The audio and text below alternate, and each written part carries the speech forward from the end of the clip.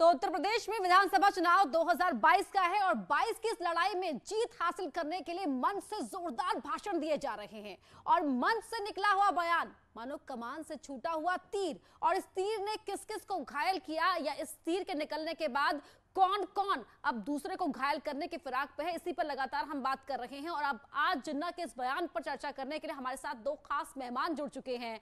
उन दोनों का ही रुख करेंगे। हमारे साथ मनीष शुक्ला है, प्रवक्ता है बीजेपी के, और एसपी के प्रवक्ता अनुराग भदौरिया भी जुड़ गए हैं। आप दोनों का ही बहुत बहुत स्वागत है। मनीष जी, पहला सवाल आपसे, अखिलेश यादव दोबारा इतिहास पढ़ने की सलाह दे रहे हैं?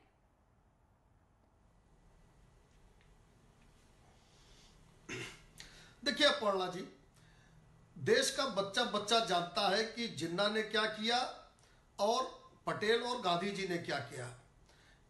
और उत्तर प्रदेश जैसे बड़े राज्य के 5 साल मुख्यमंत्री रहने के बाद भी अगर अखिलेश यादव को इतिहास के नायकों के बारे में नहीं पता है, उन्हें यह नहीं पता है कि जिन्ना ने देश को धार्मिक आधार पर केवल बांटा ही नहीं बल्कि उस बंटवारे के दौरान करोड़ों लोग विस्थापित हुए, लाखों मारे गए, लाखों महिलाओं के साथ दुष्कर्म हुआ। ऐसे जिन्ना को राष्ट्र नायक बताकर उन्होंने अपमान किया है, देश का इतिहास का अपमान किया है। और इसको भी पढ़ने की आवश्यकता पड़ रही है अगर अखिलेश यादव और उनके लोगों को, तो उनका भगवान ही मालिक है।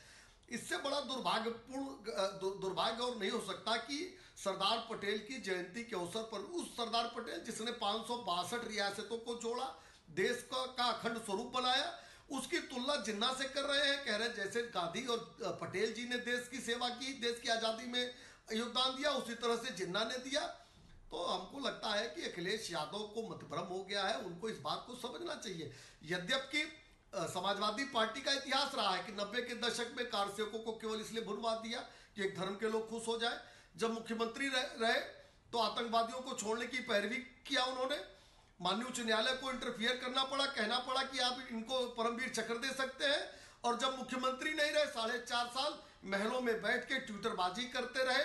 अब जब चुनाव सर पर आ गया है और कोई रास्ता नहीं सूझ रहा है तो फिर तुष्टीकरण, ध्रुवीकरण, हिंदू मुस्लिम, जाति और धर्म की बात अखिलेश यादव कर रहे हैं। लेकिन उत्तर प्रदेश की जनता इन जिन्नावादियों को सबक सिखाएगी। चुनाव में जिन्नावादियों के साथ जनता नहीं जाने वाली है, वो राष्ट्रवादियों के साथ जाएगी, वो पटेल और गांधी के साथ रहेगी, जिन्ना के साथ नहीं रहेगी। ठीक है अनुराग भदौरिया जी, क्या 2022 का चुनाव जिन्ना के नाम पर लड़ा जाएगा? 2022 में सही कह रहे हैं कि उत्तर प्रदेश की जनता राष्ट्रवाद की बात करेगी। और यहाँ पे जिस तरह से आतंकी माहौल, जिस तरह से दर्द उत्तर प्रदेश की जनता को उत्तर प्रदेश की सरकार ने और भारतीय जनता पार्टी ने दिया है, वो जनता भूलेगी नहीं।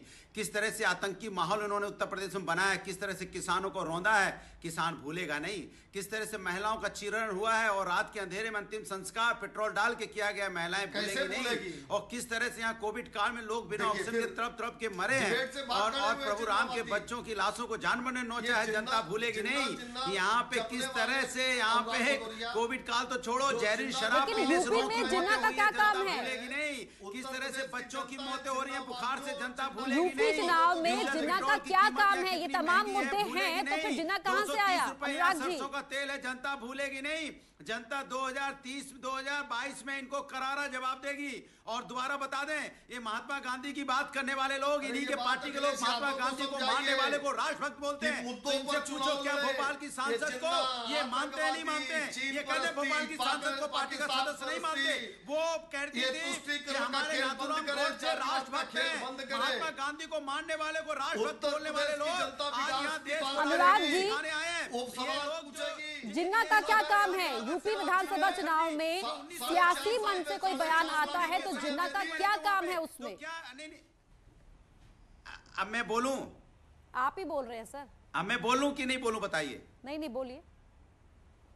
हाँ तो मैं बोलने तो दीजिए। मैं इनको याद दिला रहा हूं ना कि महात्मा गांधी को मारने वाले को ये बोलते हैं राष्ट्रभक्त है, वो देशभक्त है नाथूराम गोडसे। तो क्या उस पर कार्रवाई करेंगे अपनी संसद पे? नहीं करेंगे, क्योंकि उसको राष्ट्रभक्त बताते हैं, उसका मंदिर बनवाते हैं। सोचिए, नाथूराम गोडसे का मंदिर बनवाते हैं। ये राष्ट्रभक्ति की बात करेंगे? ये लोग सावरकर के लोग जो माफी मांग रहे थे अंग्रेजों से, कह रहे मुझे माफ कर दो, मैं अपने जितने हिंदू उनको रिक्वेस्ट करूंगा कि आप जाइए, आप सेना में भर्ती हो जाए, अंग्रेजी सेना में। और जब भारत छोड़ो आंदोलन 1941 में हुआ तो उन्होंने भारत छोड़ो आंदोलन में पार्टिसिपेट नहीं किया, नहीं किया। गांधी जी बेचारे अकेले लड़ाई लड़ते रहे, सावरकर जी छोड़ के भाग गए। ये वो लोग हैं जो हमको राष्ट्रभक्त सिखाएंगे। ये समाज की असली समस्या पे बात नहीं करना चाहते। 1937 में वही सावरकर जी ने टू नेशन थ्योरी देने की बात की थी, वही सावरकर जी, वही इनके श्यामा प्रसाद मुखर्जी जी जो जाके मंत्री बन गए थे बंगाल में मुस्लिम लीग के साथ मिलकर, ये हमको बताएंगे। और आडवाणी जी गए थे वहां पे मजार पे, जिन्ना जी की मजार पे जाके, लेकिन बयान तो आपकी तरफ से आया ना, उसके बाद ये नई बहस छिड़ गई उत्तर प्रदेश में। मुद्दों की बात आप कर रहे हैं, मुद्दों को उठाने के लिए, लेकिन उन मुद्दों के बजाय तो बहस कहीं और चली गई ना। वो ट्रैक देने का काम किसने किया? देखिए भारतीय जनता पार्टी की हालत यह है कि उत्तर प्रदेश के मुख्यमंत्री मंच पे खड़े होते हैं, जनता की समस्या की बात नहीं कर रहे हैं, उनके ऊपर जिन सवार हो गया।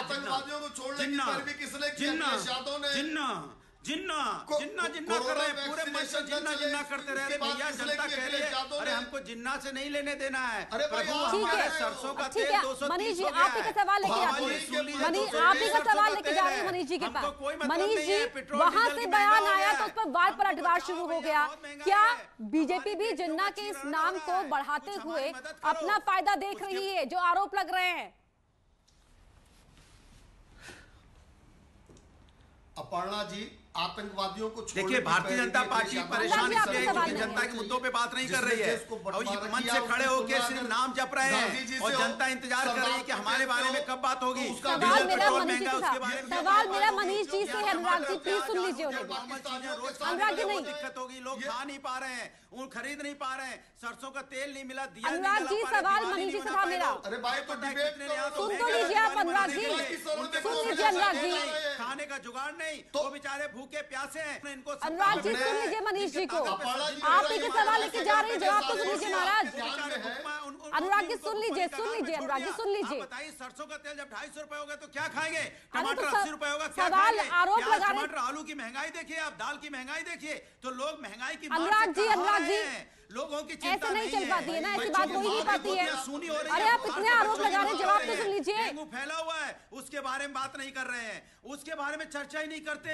यहाँ लगातार चोरी, डकैती, हत्या, बलात्कार, अपहरण तेजी से बढ़ा, उसकी बात ही नहीं करते। हो गया आप यहाँ अपराधियों को संरक्षण दे रहे हैं। आओ अपराधी, देखिए इतना ही समय था मेरे पास, बहुत शुक्रिया आप दोनों का ही।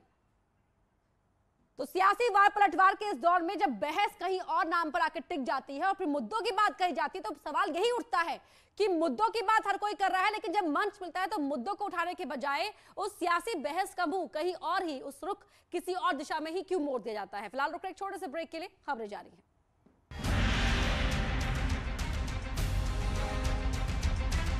बेटे जो संघ